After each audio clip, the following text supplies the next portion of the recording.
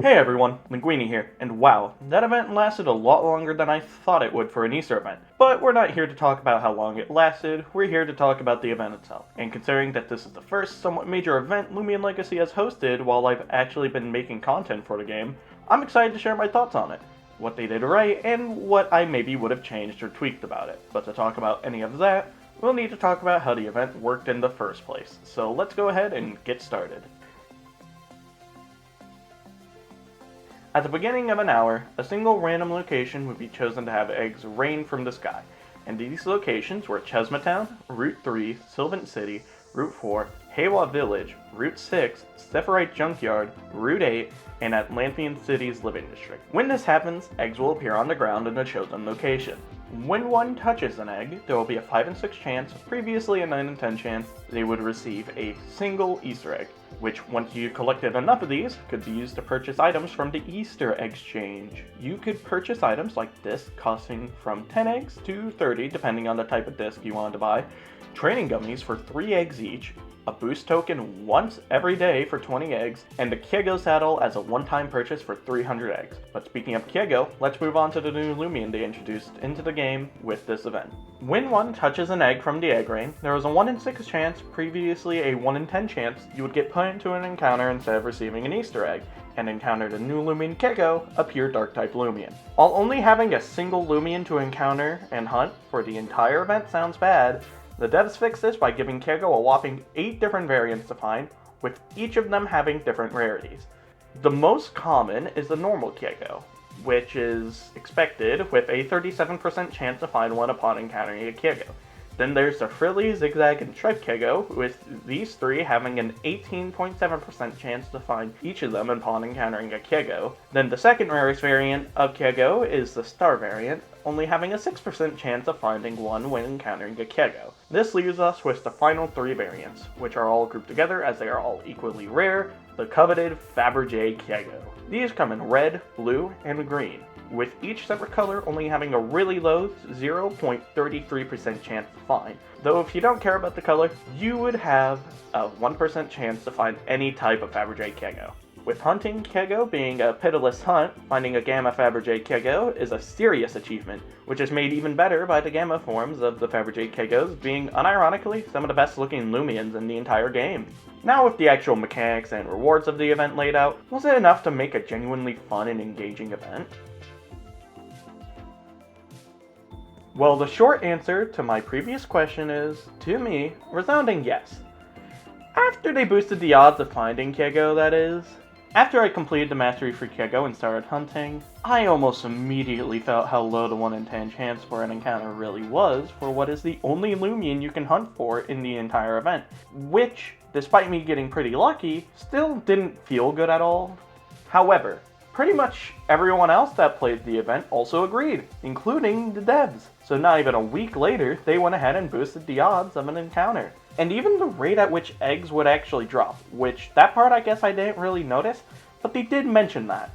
After that, despite me going on a pretty rough dry streak game-wise, it still felt good to hunt for Kyeggo as I was now getting a consistent stream of encounters. A less talked about, but still important part of the event is the Easter egg currency, which I feel like they also did pretty well. If you hunted for the full hour the egg rain was in a specific location, you'd usually end up with around 200 to 300 Easter eggs you got from non-Kyeggo encounters, which is more than enough for me, since that amount gets you a ton of goodies from the Easter egg exchange, meaning everyone was able to load up on whatever items they wanted from it. Whether you were like me and got as many of all the discs that you could, or if you're more of a PvP type of person and got a ton of cheap gummies, which even my casual hunting dumbass will agree that it saves a ton of time. But whatever you spent your access eggs on, everyone always bought that daily boost token, especially if you're a free-to-play. And because the event lasted for a while, that meant everyone could get a maximum of 38 entirely free boost tokens throughout the event, which is very nice. With the last thing I'll touch on with this section, I think the Kyeggo saddle is pretty good. Sure, you could say it copies the Gopi or Mocho saddle, but I get why they made it like that. It's just funny being an evil little guy and chasing your Loomian around. Plus, one thing I didn't really touch on before this is that to collect the eggs from the egg rain off the ground, your actual player model has to touch the egg, which means most saddles will not let you pick up eggs unless you get off them. But the Kyeggo saddle doesn't have this problem, making it one of the best saddles to use while hunting Kyeggo, while being accessible to everyone and not forcing you to own a saddle from a previous event, like the Metronet saddle, which also works well, if not better. Before I move on to talking about the second part of the event, I want to give my quick thoughts about both Kyeggo and its first evolution, Doreggo. Starting with Kyeggo, while the design itself is pretty simple, it really does the job well. One could look at it and say, yeah, that does look like I can confuse it as just a normal egg, while still standing on its own two stubby little legs as a good design. The patterns the other variants have are also good, as they make encountering Kyeggo over and over again still feel fresh, even after a lot of hunting. And the Fabergé Kyeggos stand out and communicate to the player that they are rare without it being directly said or needing to look up the encounter rates to know that they're rare. I also like the general colors they chose for the Alpha and Gamma Gleam forms, with most of the Alpha forms having a kind of pastel green as the primary color, and the Gamma forms having a more deep red color for the primary color, making all of them stand out pretty well. I don't see many people talk about Doreggo too often, which I think is pretty unfortunate, but I understand why. It loses a lot of its cuteness compared to Kyeggo while not looking as cool as the next evolution, which I'll touch on later. While it is somewhat bad, Doreggo ended up probably being my favorite of the three stages. Because while it does look a little dopey, isn't that what makes it a cool little guy? I mean, what do I know? One of my favorite Pokemon is fucking Dunsparce, with Dunsparce being my absolute favorite, so I probably just got a thing for dopey little guys. On a final note, what truly sucks is that Doreggo does not have a saddle like the other two stages of the Kyeggo line, so I hope it actually gets one next year, and I actually had a fun little idea for that. Okay, so the Kyeggo saddle. You chase Kyeggo around, but you specifically have a basket in your hand. What if when Kyeggo evolved into Doreggo, it used its newfound mobility with its flight and snatched your basket from you? Now when you chase Doreggo around, you're trying to get your basket back, with Doreggo flying in front of you while holding it. Llama Train Studios, please do this, I am begging you. With the release of the second part of this event, they added a completely new mechanic into the game, Raid. The version of Raids we got in this event, however, is essentially a test run to see how people thought about them, while also letting them see what would work and what wouldn't. Therefore, it's somewhat limited compared to what the devs intend to have it be when it comes to the game as a permanent feature in adventure mode. That being said, the version of Raids we got for this event feels extremely polished, even as just a test run. So, with that being said, let's talk about how Raids work.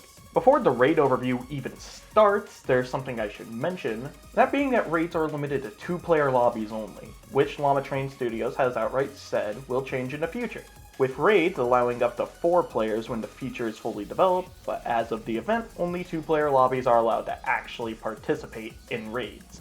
When you create a lobby, you are given the choice between 3 difficulties, those being Easy, Normal, and Nightmare.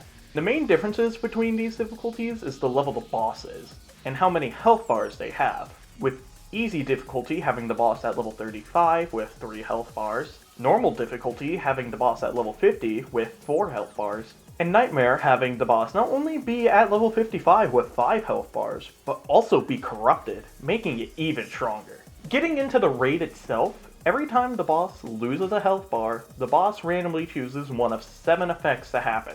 The boss cures itself of any status effects, such as burn or freezing, and becomes immune to them for the rest of the fight. The boss clears any lowered stats it may have.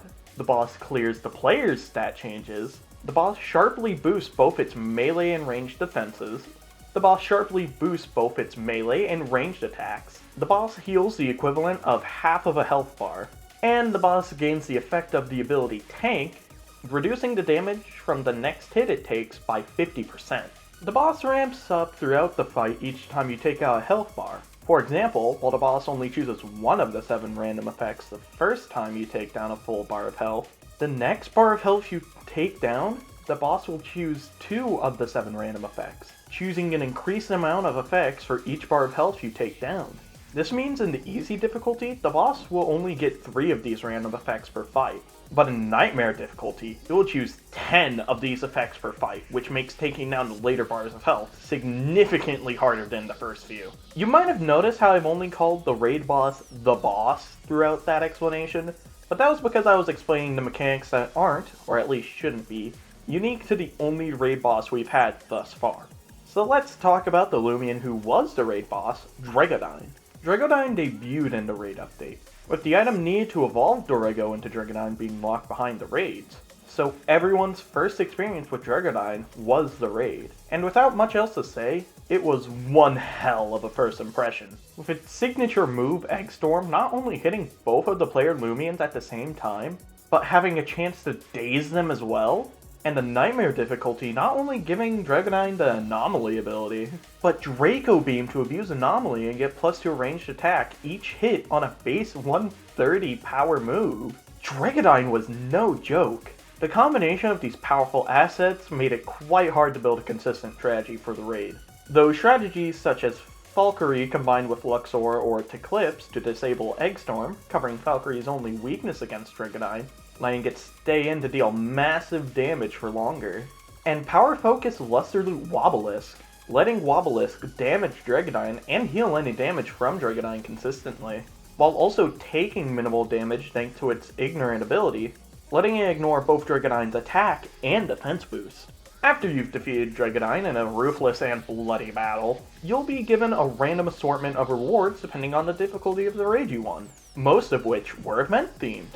Notable rewards are the guaranteed 5 to 20 Easter eggs, being the only guaranteed rewards from the raids, the Fractured Crown, which as I mentioned before, is the only way to evolve Doreggo, the Treasure and Crown Disc, which were exclusive to these raids, the Dreggodyne Saddle, and the extremely rare, only from the fittingly nightmarish Nightmare difficulty raids, Radianite Egg, which would give a single Dreggodyne of your choice the radiant effect of having eggs rain around it, which is pretty neat. With how Dreggodyne worked in raids out of the way, what did I think of them? Well, if you saw my stream the day raids came out, you'd think I hated them, but I'd say they've grown on me a little bit.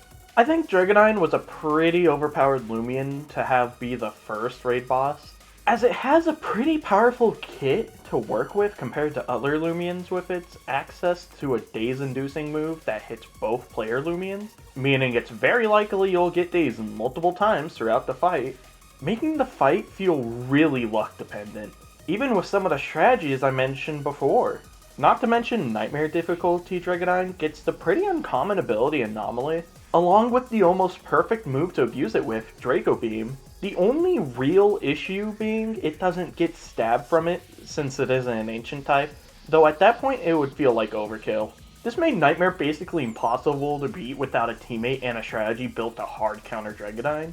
But even then, dazes could screw you over right when you need them not to, so it ends up feeling pretty unfair. This also highlighted an issue with the game that's somewhat related to raids. That being how annoyingly long it takes to train any of the Loomians you would use in these raids. This is my main problem with raids, but with future raids more than likely not using Loomians as perfect for raids as Dreggodyne as a raid boss, this issue of restrictive and time-consuming team building should hopefully fix itself in the future. After talking about how hard these raids can be, you'd think the rewards would make up for such a difficult raid, especially for the Nightmare difficulty. But surprisingly, they kind of do the opposite. The only guaranteed reward in the entire pool of rewards is the 5 to 20 Easter eggs. But that amount is nowhere near as good as the amount of eggs you could obtain in that time by just playing the non-raid part of the event, making the reward feel rather useless, which is really bad for the only guaranteed reward. This makes actually grinding the raids for any of the rare rewards feel kind of punishing and like a waste of time. So I'd most definitely make more of the rare rewards less rare, and add more guaranteed rewards at the higher difficulties, especially if the difficulty of the Dreggodyne raids is a general level of difficulty they're going to go with the future raids as well. That was a bit more negativity than I thought, but what about the good parts of the raids? Well, the raids themselves were actually still pretty fun despite the downsides, and despite me somewhat complaining about the difficulty of the raids before, I did enjoy the challenge of raids.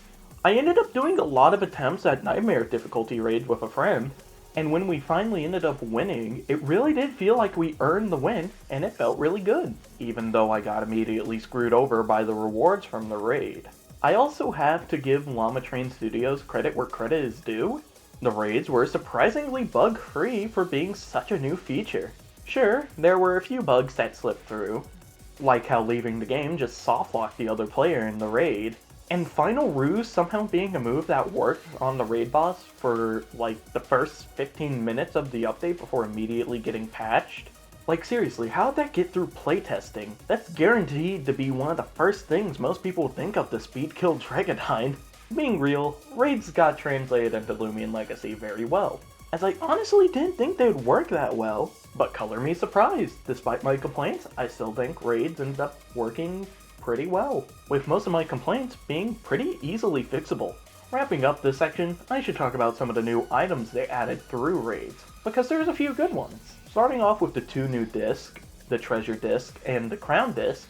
Both are pretty cool designs, and I can see myself trying to catch some rare finds in these awesome looking discs. Then we have the Dreggodyne saddle, which is easily one of my new favorite saddles, because it's pretty hard to not feel awesome riding on the back of a flying dragon. I definitely think they did an awesome job with this one, though I'd stick to the Kyeggo saddle for collecting Easter eggs. Finishing off with the cream of the crop of this event, the Radiantite egg. Not only is the radiant effect that Dreggodyne gets from using this look really awesome, it just makes me happy to see them use the concept of radiant effects more often, because they really are an awesome concept on paper and in practice. Alrighty, almost done here, but now it's time to give my thoughts on Dreggodyne as a Loomian itself, and honestly, I don't think they could have done this any better if they tried. Dreggodyne honestly has such a clean design, and the designs they made for each of the variant forms were adapted pretty well. Like Kyeggo, I feel like the Alpha and Gamma Gleams are also very pleasing to look at with the colors they chose, including the Fabergé Dreggodynes, which they made the Gamma forms have black fur instead of the usual deep red the other Gamma forms have, making the Gamma Fabergés just have that much more of a reason for everyone to want to have one of these extremely rare variants. Despite the 7 alternate variants though, the default Dreggodyne still looks extremely cool, and to me, makes it one of the best designs they've ever done. I really mean it. Comparing Dreggodyne to any of their older Loomian designs really show how far they've come quality-wise. And it shows me that it really only goes up from here when it comes to how Loomians will look in the future. Well, that just about covers everything from this event. Like I said at the beginning, this was the first major event I played while making content for the game, and I honestly wasn't disappointed. I really think, despite the complaints I may have had, that the team really knocked it out of the park with this one, as I had such a blast playing and streaming this event. If I were to rate it on a scale from 1 to 10, I'd say it lands on a solid 8.5 out of 10, seeing as it had really fun gameplay, from hunting to the raids, and it had some really good rewards, all of which were free. Honestly, if this is how events feel to play without having an area completely built for them like the Sweet Retreat or Jolly Village, it just made me even more excited for when I'll get my hands on events that have even more quality content put into them. Well, this was Linguini, and I hope you enjoyed this review. I genuinely put a lot of effort into this compared to any other video project I've ever worked on, and I really hope it shows. Please, leave a comment to tell me what you think about this review, because I really want to get some feedback that I can take into future video projects. With that out of the way, I hope you'll have a good day, and I'll see you later. Pasta La Vista!